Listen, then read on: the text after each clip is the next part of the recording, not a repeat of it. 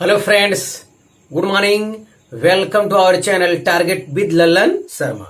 Today we will discuss about law of conservation of angular momentum and numericals. आइए देखते हैं law of conservation of angular momentum. इसकी definition देखा जाए पहले, फिर डिफिनीशन को समझा जाए।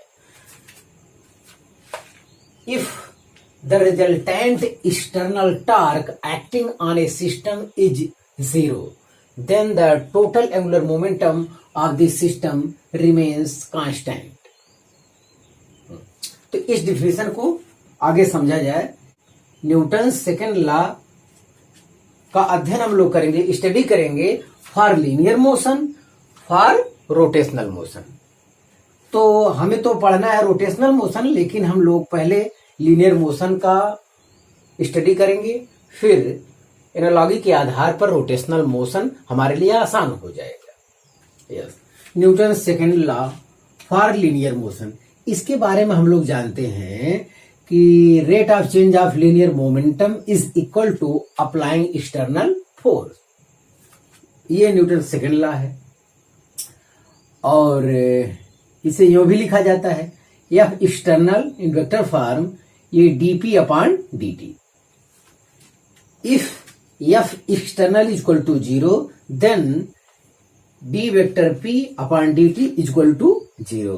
अगर ये 0 के बराबर हो जाए, अगर कोई एक्सटर्नल फोर्स कार्य नहीं कर रहा है, वर्क नहीं कर रहा है, तो ऐसी दशा में ये 0 के बराबर होगा और dt 0 के साथ चला जाएगा। तो यहां पे आ जाएगा dp is equal to 0। dp मतलब change in linear momentum is equal to 0। इसका मतलब जब चेंज 0 है तो इसका मतलब p क्या है? कांस्टेंट है। p मतलब लीनियर मोमेंटम क्या है? कांस्टेंट है। और यहां पे आपको समझना चाहिए p initial is equal to p final, लेकिन p इनिशियल लिखा for the whole system, for the whole system, और p final for the whole system. Whole system मतलब जैसे टू बॉल है, कोलिजन के पहले मोशन कर रहे हैं, तो कोलिजन के बाद वो मिल जाते हैं या दूर हटते हैं, तो दो बॉल हैं तो वो उसे एक सिस्टम में ले आएंगे, दोनों का एक साथ लिखेंगे पी इनिशियल, या दोनों का एक साथ लिखेंगे पी फाइनल। तो ये होता है होल द सिस्टम। तो ये लीनियर मोशन का स्टडी रहा। इस एनालॉजी के आधार पर हम रोटेशनल मोशन का अध्ययन करेंगे। तो यहां पे है टार्क की बात, टॉर्क। तो रोटेशनल मोशन के लिए भी न्यूटन का सेकंड नियम वैलिड है। तो tau external is equal to rate of change of angular momentum. तो tau external is equal to यूं भी लिखा जाता है dl vector upon dt। If tau external torque क्या हो जाए? 0 हो जाए, then dl upon dt is equal to 0 हो जाएगा। तो dl is equal to 0, dl मतलब change in angular momentum is equal to 0। तो चेंज 0 है तो इसका मतलब एंगुलर मोमेंटम क्या है? कांस्टेंट। अरे भाई, एंगुलर मोमेंटम कांस्टेंट है, इनिशियल फाइनल के बराबर है, तभी तो क्या हो रहा है? तभी तो चेंज उसका 0 आ रहा है। यस, हाँ, L constant, angular momentum constant है और एल इज इक्वल टू होता है आई ओमेगा फार्मूला। तो कुछ हल्के फुल्के सवाल जो है इस फार्मूले पर भी लगते हैं। तो एल इक्वल टू मान लेते हैं कि इनिशियल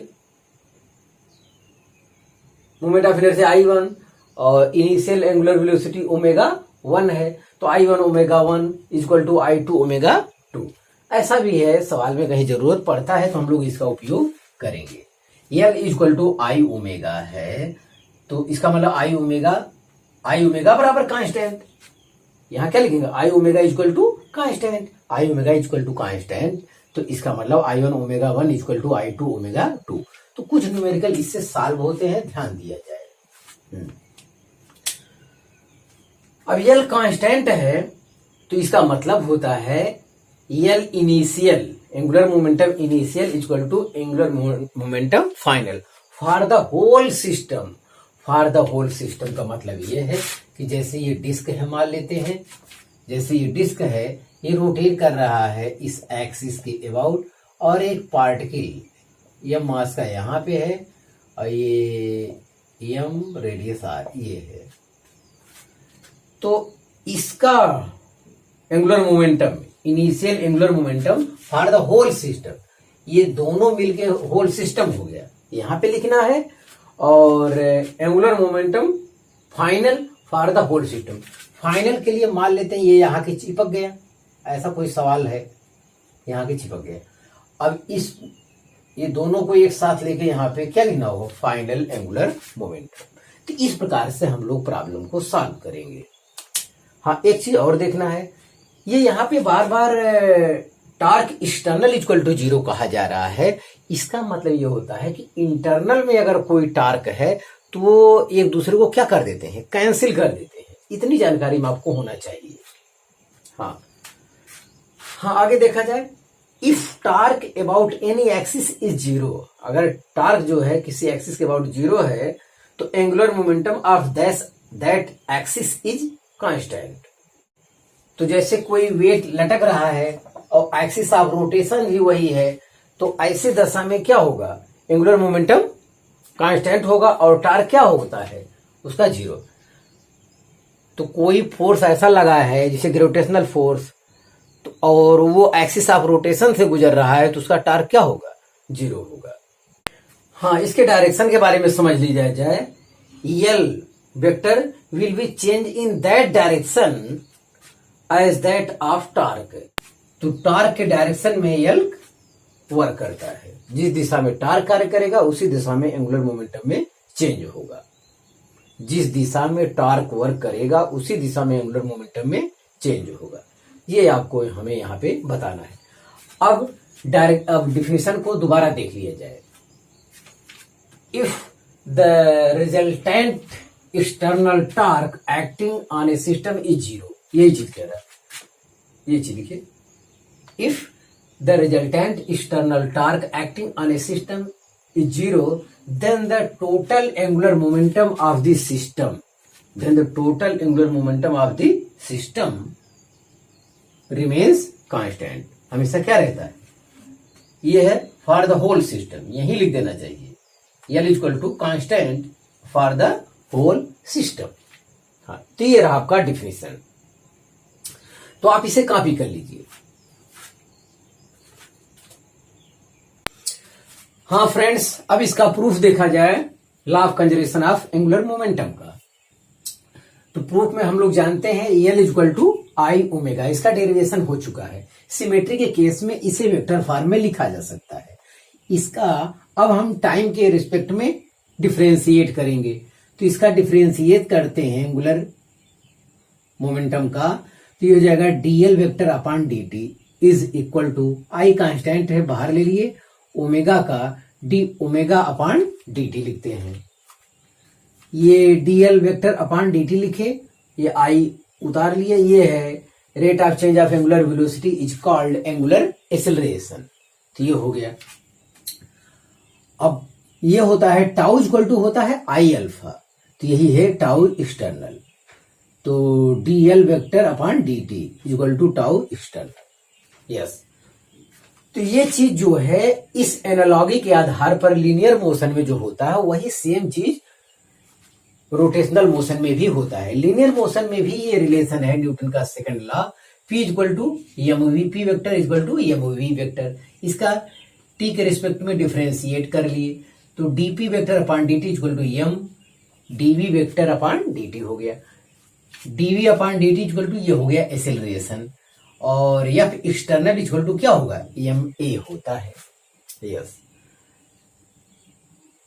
तो ये है एनालॉगी लीनियर मोशन का। इसके बेस पर हम लोग लिखेंगे रोटेशनल मोशन में, इसका प्रूफ देख सकते हैं। तो इसका डिफिनेशन देखा जाए, मतलब समझा जाए, thus the rate of change of angular momentum of a body, the rate of change of angular momentum of a body is equal to the external torque acting upon the body। ये है, तो यही rotational motion में Newton का second law है। अब हमें example की आवश्यकता होगी, तो एग्जाम्पल फर्स्ट देखते हैं। The angular velocity of a planet about the sun increase due to decrease moment of inertia when it comes closer to the sun. इस एग्जाम्पल को समझा जाए। यहां पे देखिए आपका ये सन हो गया और यहां पे क्या है, अर्थ रोटेट कर रहा है सन के, ये तो यहां देखिए अर्थ यहां आया, अर्थ यहां आया, अर्थ यहां आया होगा। इन तीनों केसों में डिस्टेंस अलग अलग है। तो देखिए यहां क्या कह रहा है, the angular velocity of a planet about the sun increase. Angular velocity क्या कर जाएगा, एंगुलर वेलोसिटी ओमेगा क्या कर जाएगा, इंक्रीज कर जाएगा। कब, due to decrease moment of inertia. जब मोमेंट ऑफ इनर्शिया क्या करेगा, ये डिक्रीज करेगा। और डिक्रीज करेगा कब, when it comes closer to the sun. जब ये हमारी अर्थ जो है, ये अर्थ आप मान लीजिए, ये अर्थ जो है सन से दूर रहेगा। जब अर्थ सन से दूर रहेगा, मास पूरे सिस्टम का मास उतना ही है। जब सन जो है, जब अर्थ सन से दूर रहेगा तो दूर होने की वजह, मास बाहर की ओर होने की वजह से मोमेंट ऑफ इनर्शिया क्या होता है, ज्यादा होता है। तो एंगुलर वेलोसिटी यहां पे क्या होगा, कम होगा। अब यही अर्थ घूम के अगर यहां आ गया है इस पॉइंट पर, तो यहां सन के काफी करीब आ गया। सन के काफी करीब आने की वजह से इसका मोमेंट ऑफ इनर्शिया कम हो जाएगा। कम हो जाएगा तो ओमेगा क्या कर जाएगा, इंक्रीज कर जाएगा। क्योंकि angular law of conservation of angular momentum हमेशा क्या रहेगा, कंजर्व रहेगा। यहां पर भी यहां आई ज्यादा है तो ओमेगा कम रहेगा। तो I1 omega 1 is equal to होगा I2 ओमेगा 2। यहां पे ओमेगा 2 ज्यादा होगा और I2 कम होगा, लेकिन उनका मल्टीपल हमेशा क्या रहेगा, कंजर्व रहेगा। तो ये चीज यहां पे कह रहा है। इसके एग्जाम्पल में एक चीज और, डंबल वाला कॉन्सेप्ट भी समझ सकते हैं। मान लेते हैं ये हमारा डंबल है और एक कोई गोल मेज है जिसके अबाउट हम रोटेट कर रहे हैं और वो फ्री ऑसिलेशन हो रहा है, ऐसा मानिए आप। तो हम हाथ ऐसे फैला लिए, हाथ ऐसे फैला के जब रोटेट करते हैं, हाथ फैला के रोटेट करने से ये डंबल का मास जो है बाहर की ओर है। बाहर की ओर होने की वजह से मोमेंट ऑफ इनर्शिया बहुत ज्यादा होगा। तो एंगुलर वेलोसिटी क्या होगा, कम होगा। मतलब इस दशा में आई ज्यादा है तो ओमेगा क्या होगा, कम होगा। अब हम ये डंबल को सिकोड़ लेते हैं, इस टाइप से कर लेते हैं, तो हमारा मोमेंट ऑफ इनर्शिया कम हो गया। मोमेंट ऑफ इनर्शिया कम होने की वजह से एंगुलर वेलोसिटी बहुत ज्यादा हो जाएगी। मतलब मैं गोल मेज के अबाउट बहुत तेजी से क्या करने लगूंगा, रोटेट करने लगूंगा। लेकिन आई और ओमेगा हमेशा क्या रहेगा, कांस्टेंट रहेगा। ये चीज आपको जानना है। तो ये रहा डंबल कंसेप्ट, या तैराक में भी उपयोग होता है। तो बहुत जगह इसका एग्जाम्पल है, तो आपको ये चीज जानना चाहिए। तो आप इसे कॉपी कर लीजिए। हाँ विद्यार्थी, अब न्यूमेरिकल देखा जाए। Keeping the mass of earth constant if its radius is half, then calculate the duration of the day. Earth है उसका मास जो है कांस्टेंट है। अगर रेडियस को क्या कर दिया जाए, आधा कर दिया जाए, तो calculate the duration of day. तो डे जो है कितने घंटे का हो जाएगा। तो जो इस समय केस है, उस दशा में 24 घंटे का डे होता है, 24 घंटे का। और अगर रेडियस आधा कर दिया जाए तब डे कितने आवर का होगा, ये आपको बताना है। तो यस, तो ध्यान दिया जाए। तो ऐसी दशा में कोई एक्सटर्नल टार्क कार्य नहीं कर रहा है, कोई एक्सटर्नल टार्क कार्य नहीं कर रहा है, तो एंगुलर मोमेंटम क्या होगा, ये कांस्टेंट होगा। कांस्टेंट होगा तो इसे लिख सकते हैं I1 omega 1 is equal to I2 omega 2 लिख सकते हैं। ये अर्थ है। अर्थ मतलब सॉलिड है, इसका मोमेंट ऑफ इनर्शिया होता है 2y5mr स्क्वायर। और ओमेगा 1 के स्थान पर लिख सकते हैं 2π/T1 is equal to I2 में मास तो वही रहेगा I2 के लिए, लेकिन रेडियस क्या हो जाएगा, आधा। इसका मोमेंट ऑफ इनर्शिया लिखेंगे 2/5 r के स्थान में क्या r/2 का होल स्क्वायर, रेडियस आधा हो गया। यस, और ω2 का स्थान लिख सकते हैं 2π/T2, क्योंकि ड्यूरेशन ऑफ ए डे, हाँ ये पूछ रहा है हमसे। तो यहां से हम लोग देख रहे हैं तो 2π से 2π कैंसिल हो रहा, कैंसिल कर दो। 2/5 भी कैंसिल हो रहा, कैंसिल कर दो। चलो देखते हैं, r स्क्वायर से r स्क्वायर कैंसिल होगा तो ये आएगा, चलो एक बार लिख लेते हैं, अपान T1 है 24 आवर। जो इनिशियल जो है एक्सिस जो रोटेट कर रहा है, तो ड्यूरेशन सामान्य केस में क्या है 24 घंटे होता है। दिन मतलब दिन रात दोनों शामिल होता उसमें। हाँ, अब देखिए आगे, ये r²/4 है इंटू 1/T2 हमको क्या करना है, फाइंड करना है। यहां से भी हमारा क्या हो जाएगा, r² कैंसिल हो जाएगा, ये 4 से इसको काट सकते हैं या तेरे गुणा कर देंगे भाई। 4T2 = 24, तो T2 = 6 आवर। तो अगर पृथ्वी की रेडियस आधी कर दिया जाए, मास पर कोई इफेक्ट ना हो, तो ऐसी दशा में जो टाइम पीरियड होगा 6 आवर का होगा। मतलब दिन रात मिला के कितने घंटे का होगा, 6 घंटे का होगा। तो बड़े जल्दी जल्दी दिन होगा, बड़े जल्दी जल्दी रात होगा। तो ये रहा आपका सवाल। तो इसी से मिलता जुलता एक सवाल और है, ये कंपटीशन में आया हुआ सवाल है। अर्थ है अपने एक्सिस के अबाउट ओमेगा एंगुलर वेलोसिटी से रोटेट कर रहा है, इसके चारों तरफ एटमॉस्फेयर है, और एटमॉस्फेयर है तो इस दशा में इसका जो टाइम पीरियड है जो वो 24 घंटे का है। ये हम लोग जानते हैं, एक्सिस के अबाउट रोटेट कर रहा है पृथ्वी, 24 घंटे में दिन रात मिला के 24 घंटे का हो। तो लेकिन अब ये कह रहा है what if atmosphere vanish, effect on duration of day. अगर एटमॉस्फेयर क्या हो जाए, हट जाए, अचानक जो है वायुमंडल अगर पूरी तरह से एटमॉस्फेयर हट जाए, तो ऐसी दशा में ड्यूरेशन ऑफ डे पर क्या इफेक्ट पड़ेगा ये बताना है। वो कम हो जाएगा या ज्यादा हो जाएगा, ये चीज आपको बताना है। तो यहां से देखा जाए, ये I1 ω1 है इक्वल टू होता है I2 ω2, ये ध्यान दिया जाए। इनिशियल में तो क्या है, इनिशियल में 24 घंटे का होता है डे। अब यहां पे ये देखिए, अब I2 क्या कर गया, अब फाइनल वाले केस में, फाइनल में क्या हो गया, वायुमंडल है ही नहीं, वायुमंडल है नहीं, तो ऐसे केस में क्या हो जाएगा, मोमेंट ऑफ इनर्शिया डिक्रीज करेगा, जबकि एंगुलर वेलोसिटी क्या करेगा, इंक्रीज करेगा। ये चीज आपको ध्यान देना है। बस इतना हमें समझाना था।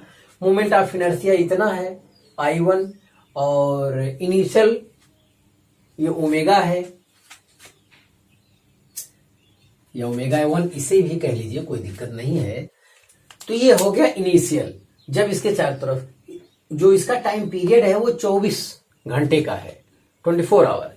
अब अगर बाद वाले केस में देखा जाए, अब एटमॉस्फेयर हट गया, एटमॉस्फेयर हट जाने की वजह से बाहर का मास, क्योंकि जब अर्थ रोटेट करता है तो अपने साथ क्या है, वायुमंडल लेकर भी रोटेट करता है।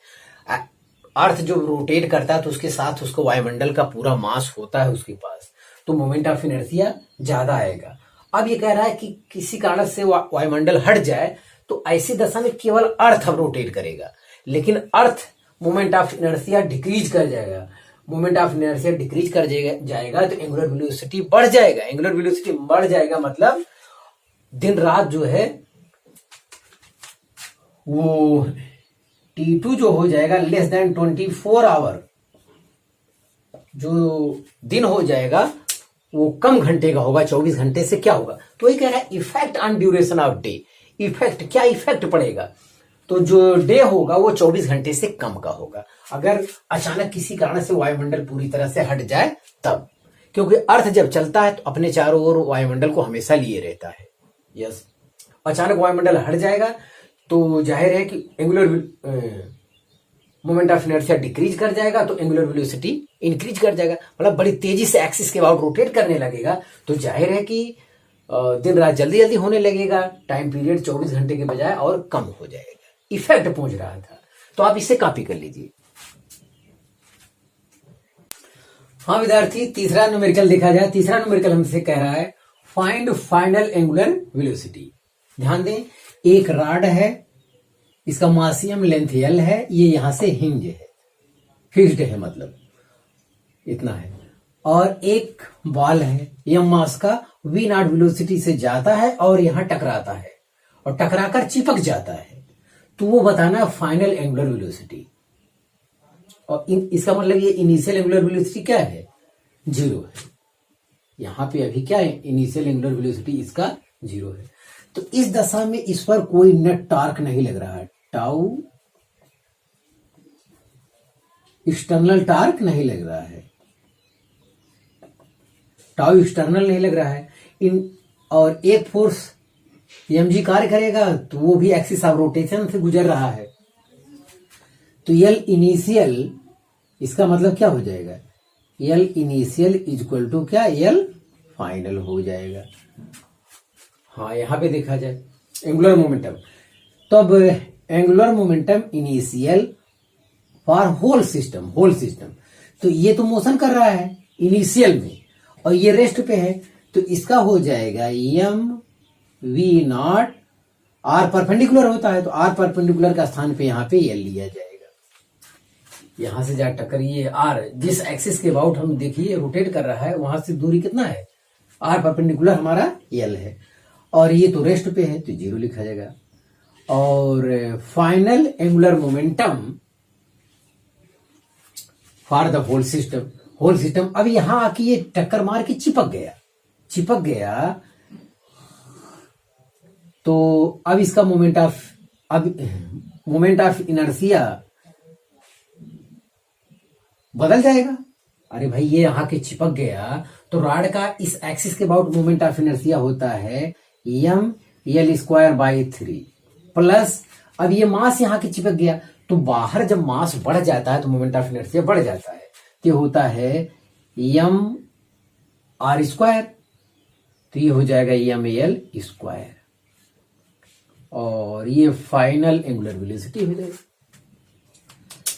तो जैसे I1 ω1 equal to I2 ω2, yes, तो यहां पे तो बॉडी मोशन कर रहा था, तो ये mv नॉट L होगा, mv r परपेंडिकुलर, और ये तो रेस्ट पे है अभी इनिशियल में। अब फाइनल में देखा जाए, फाइनल में मोमेंट ऑफ इनर्शिया बदल गया, ये टक्कर मारा, तो ये इस एक्सिस के अबाउट इस रॉड का मोमेंट ऑफ इनर्शिया, अरे इंड वाले एक्सिस के अबाउट मोमेंट ऑफ इनर्शिया कितना होता है, mL²/3 होता है, और ये मास यहाँ के चिपक गया है, तो एक्सिस से मास चिपका है, तो mR² इसका मोमेंट ऑफ इनर्शिया हो जाए, तो कंबाइंड मोमेंट ऑफ इनर्शिया इतना होगा, ये किसका है, रॉड प्लस बॉल का।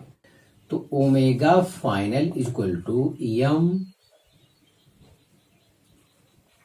ये बॉल का मास स्मॉल m है और रॉड का कैपिटल M, ये भी ध्यान देना है। अब L अपान हो जाएगा mL²/3 प्लस mL², तो ये हमारा आंसर है। हाँ, स्मॉल L हम लोग काट सकते हैं, ऊपर नीचे कैंसिल हो रहा है, तो इस समय आएगा mv0 अपान mL/3 प्लस mL, ऐसा भी कर सकते हैं। स्मॉल L ऊपर नीचे हर जगह एक कम हो रहा है, तो ऊपर एक ही पावर था तो कम हो गया, नीचे 2 पावर था, तो ओमेगा फाइनल ये आपका आया। हाँ, चौथा सवाल विद्यार्थी देखा जाए, find final angular velocity of the system. ध्यान दें, एक डिस्क है, ये अपने एक्सिस के अबाउट क्या कर रहा है, रोटेट कर रहा है, और डिस्क का मास m, रेडियस r है। एक बॉल है यहां पे स्मॉल m मास का एक क्या है, बॉल है। अब ये बॉल यहां पे फाइनली गिरता है और चिपक जाता है, फॉल एंड स्टिक, चिपक जाता है। तो इस दशा में टाउ एक्सटर्नल इक्वल टू क्या है, 0 है, तो initial angular momentum of the whole system is equal to final angular momentum of the whole system. हाँ, तो होल सिस्टम में आपका डिस्क भी है और ये है, तो इसका एंगुलर मोमेंटम ज्ञात किया जाए, तो ये तो अभी बाल रेस्ट पे है इनिशियल वाले केस में, अभी ऊपर ही है तो उसका कोई मतलब नहीं है। हाँ, ये हो जाएगा I1 ओमेगा 1, तो ये डिस्क का हो जाएगा हाँ I1 ओमेगा या I initial omega initial is equal to I final into omega final, ऐसा लिख सकते हैं। अब देखिए डिस्क का मोमेंट ऑफ इनर्शिया, डिस्क का होता है 1/2 mr²। ओमेगा इनिशियल कितना है, ओमेगा नॉट, ये दिया हुआ एक्सिस के अबाउट ओमेगा नॉट से वो रोटेट कर रहा है। यस, अब final moment of inertia of the whole system देखना है। अब ये बॉल आके यहाँ पे चिपक गया, लेकिन ये एक्सिस ऑफ रोटेशन से r/2 डिस्टेंस पर चिपका हुआ है, तो इसका मोमेंट ऑफ इनर्शिया तो रहेगा 1/2 mr²। इसका अपना मोमेंट ऑफ इनर्शिया एक्सिस से कितना r/2 mr², mr²/4 हो जाएगा इंटू ओमेगा फाइनल। तो ये चीज यहाँ पे आया, हम समझते हैं आपको समझ में आया होगा। mr² होता है, r कितना r/2, तो r²/4 हो जाएगा, यही चीज करना है। तो यहां से r²/2 दोनों में मिल रहा है, मैं बाहर कर लेता हूं। ब्रैकेट में कौन बचा, m ओमेगा नॉट। चलो इधर देखते हैं, इधर भी r²/2 में अगर बाहर ले लूं तो r²/2, तो यहाँ कैपिटल M बचेगा और स्मॉल m/2 बचेगा। यस, और यहाँ ओमेगा फाइनल है, इससे ये यहाँ कैंसिल हो जाएगा। अब omega final equal to m omega not upon capital M plus small m/2 हो जाएगा। ये आपका हो जाएगा फाइनल एंगुलर वेलोसिटी। तो आप इसे कॉपी कर लीजिए। हाँ विद्यार्थी, अगला सवाल देखा जाए, 5वां सवाल। A disc of mass capital M and radius capital R is rotating about its axis with a constant angular velocity omega. Two object each of mass M are kept gently to the opposite end of the diameter of the disc. The angular velocity of the disc will be, कितना हो जाएगा। तो question को पहले खुद solve करें तब जाके सलूशन देखना चाहिए। कितनी बार बताओ, कोई मानता ही नहीं। हाँ, तो यहां देखा जाए, ये आपका डिस्क है, a disc of mass M radius R, ठीक है, और ये कांस्टेंट वेलोसिटी ओमेगा से कर रहा है, ये ओमेगा इनिशियल हो गया, ये दिया हुआ है, और रेडियस R है, ये हमको मालूम है, इसका मास M है, ये हमको मालूम है, इतना है।